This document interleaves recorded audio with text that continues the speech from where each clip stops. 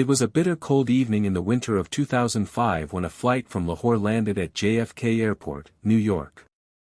Among the crowd of passengers, one man walked quietly, holding an old brown suitcase, his breath visible in the freezing air.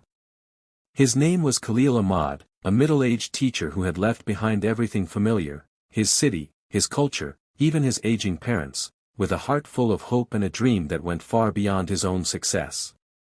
He had no plans of becoming rich or famous. He didn't dream of owning a big house or a shiny car. All he wanted was to make a difference. To light even one candle in the darkness of this world. After years of struggle, working at convenience stores during the day, studying at a local community college by night and delivering food on weekends, Khalil finally got what he had been praying for, a position as a high school teacher in Bronx, New York. But the Bronx was not the America he had seen in movies. Graffiti-covered walls. Broken streetlights. Sirens howling in the night. Children walking to school with heavy eyes and heavier hearts. Most students came from broken families. Many had lost a parent to jail, drugs, or violence. Teachers didn't stay long. Administrators had stopped trying. Hope was a stranger here. But Mr. Khalil? He had seen darkness before.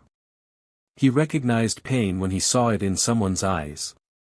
And he believed, no, he knew, that even the most lost soul could be found, if someone was willing to look deep enough. In his first year, he met many children. But there was one who stood out, not because of his brilliance, but because of his complete silence. Malik Johnson, age 14. He sat in the back of the class every day, hoodie over his head, eyes blank, never answering questions. Other teachers had labeled him troubled, disengaged, even a lost cause. But Khalil didn't believe in lost causes.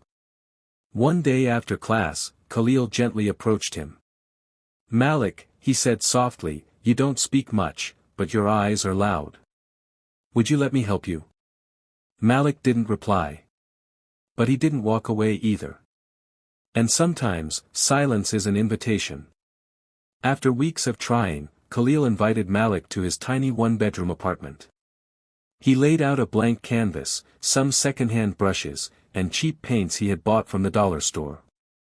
"Do whatever you want. Just, express." Malik looked at him in confusion, then picked up the brush. The first stroke was shaky. The second more confident.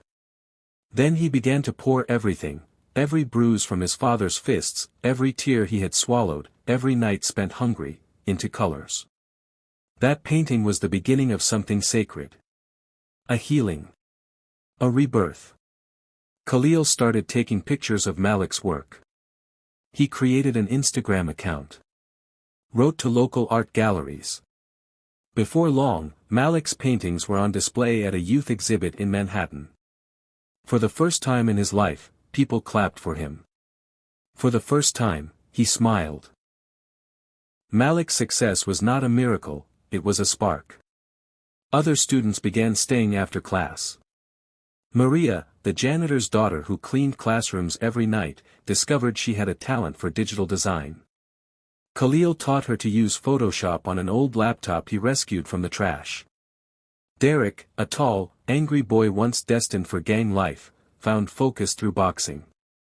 Khalil helped get him a spot at a local gym and paid his first month's fee himself. Khalil turned his home into a community hub called the Hope Center, a space where children came after school, not just to study, but to dream.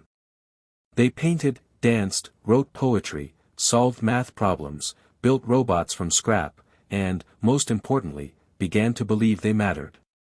Every story was different.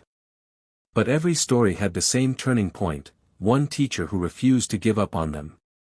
15 years later, Khalil had wrinkles on his forehead, and his hair had turned gray, but his eyes still held the fire of that same dream.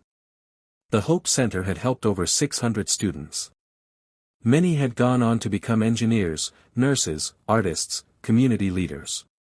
Some even returned to the Bronx to give back, to the same streets that once tried to swallow them whole. At the center's 15th anniversary gala, Malik, now a rising star in the New York art scene, took the stage.